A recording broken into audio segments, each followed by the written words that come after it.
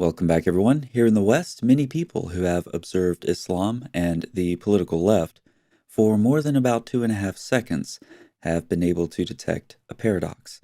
Namely, Islam is aligned with the political left in very substantial ways. A stereotypical example of this would be certain nauseatingly repugnant politicians who manage to mix leftist activism and Islam into a single festering, putrid blend of moral decay and ideological rot, all while wielding power and influence, and of course playing the victim. But the paradox is apparent. The mismatched marriage cannot possibly last. There are too many glaring conflicts between the religion of Islam and the religion of leftism. At some point, it seems inevitable that these conflicts will result in a head on collision.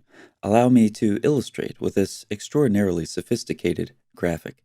At this point, the Islam and political left trains are on parallel tracks. They're united, part of the same power-seeking coalition. They're so close they can take selfies together and post them on Insta. They can make a TikTok. But, and this is where at least 2.5 seconds of observation is important, it's clear that eventually the tracks diverge, though they will meet back up again, this time on a head-on collision course. But for now, we're mostly on the parallel tracks section of that illustration. Most conflicts, then, can simply be ignored. As an example of such a conflict, think about the Islamic slave trade. Slavery and racism, as we all know, are among the most frequent talking points of the political left. But what about the millions taken in the Islamic slave trade? What about Mecca being a major slavery hub through the middle of the 20th century? What about the continued slavery that occurs even today in Muslim lands? What about the racism inherent in the Islamic slave trade and throughout Muslim sources? Will the political left criticize that? No, they won't. Slavery and racism aren't big enough issues to divide the religions of leftism and Islam. It turns out that the left doesn't care that much about the issues, but they do want to use their rhetoric to advance their goals, which are shared with Islamic ideology insofar as they both want to destroy Western culture as we know it. So these issues can be overlooked in an effort to maintain the Islamic leftist coalition. It's not primarily ideological inconsistencies between these groups that's the problem. As we've seen, even glaring contradictions can be overlooked. The problem manifests at the level of the coalition when the political left has to choose between one group in the coalition and another. And when it comes to LGBTQ issues, the left will not side with Islam, or vice versa. We've seen his scholarly work on this channel before, but in this article, Ayman Ibrahim addresses Islam's clash with LGBTQ issues at the popular level. The inevitable clash between Islam and the LGBTQ agenda in the United States is now happening before our eyes, and Christians need to take a closer look. Now, unfortunately, Professor Ibrahim is not using the latest and greatest string of letters. It's actually the LGBTQL. LGBT. QLI.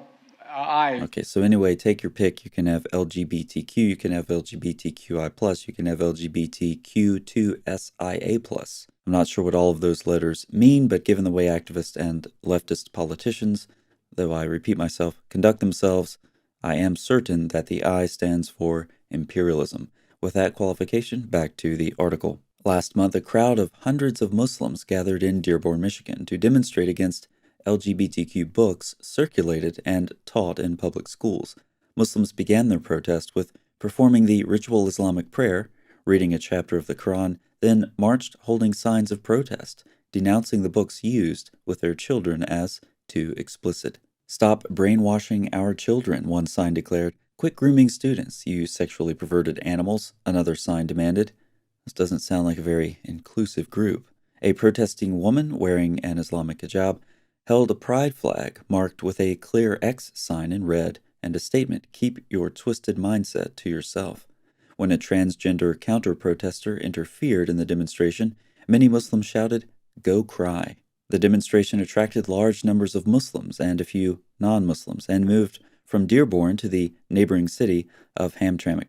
These two cities are both very important to Muslims. Dearborn has the largest Muslim population per capita in the United States, while Hamtramck is now the first U.S. city with an all-Muslim government. In Hamtramck last month, anti-gay graffiti was drawn outside the city hall, and elected Muslim officials, including the Muslim mayor, opposed the flying of a pride flag this summer. This Muslim demonstration shows the unavoidable clash between Islam and the LGBTQ agenda. While liberals in the West have been keen to elevate Islam as an alternative to Christianity in matters of cultural progressiveness, moments like these clearly reflect the naivety common among Western liberals when it comes to comprehending Islam and its core values. This next paragraph may be difficult for those who want to maintain the leftist Islam coalition, but here we go anyway. Islamic authoritative texts clearly denounce homosexuality.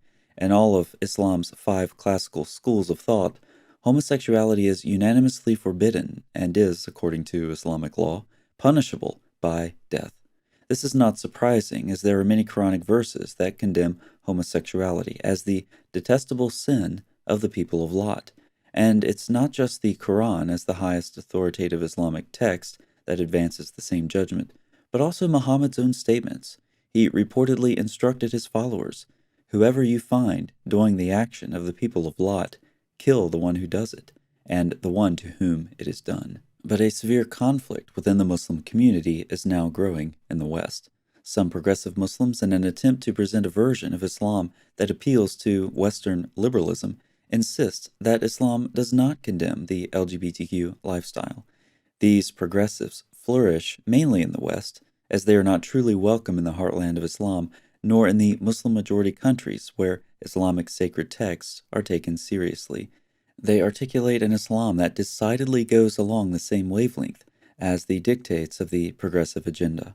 When you hear of Western LGBTQ-friendly mosques and openly gay imams, understand that these are liberal Muslims who must reinterpret, historicize, or totally ignore their own Islamic sources in order to advance and support LGBTQ rhetoric. But the Dearborn Muslim protests present bad news for liberals in the West. Most American Muslims are concerned for their children and do not want them to be indoctrinated by un-Islamic LGBTQ material in public schools. Devoted Muslims want to adhere to religious commands. They do not buy into a westernized version of Islam that violates their scriptures or disobeys their prophet. The bad news for liberals is that Islam, as a world religion, will not serve as a cosmopolitan alternative to biblical Christian beliefs. Islam will hardly adopt, let alone carry and advance, their liberal agenda, especially on issues of sexuality. Indeed, the Muslim condemnation of all homosexual behavior is inconvenient to Western liberals, as this is not the Islam they have sought to emphasize. The clash between the two worldviews cannot be hidden any longer. Look to Dearborn and Hamtramck as signs of the coming conflict. When it comes to deciding what groups are in the intersectional coalition of the political left, you can be sure Islam will ultimately be excluded. But until that final train wreck, these groups will continue to use each other to try to get ahead. They'll continue working toward their common goal of the destruction of Western civilization, and of course the simultaneous pursuit of ultimate victimhood. And when they finally do clash, one of these victim groups will paradoxically emerge as victorious victims. Watching all of this play out is so stupid and pathetic. It's even a bit discouraging, isn't it? On the other hand, some Christians watching may be thinking, what this world truly needs is some good news. Thanks so much for watching. I'll see you next time.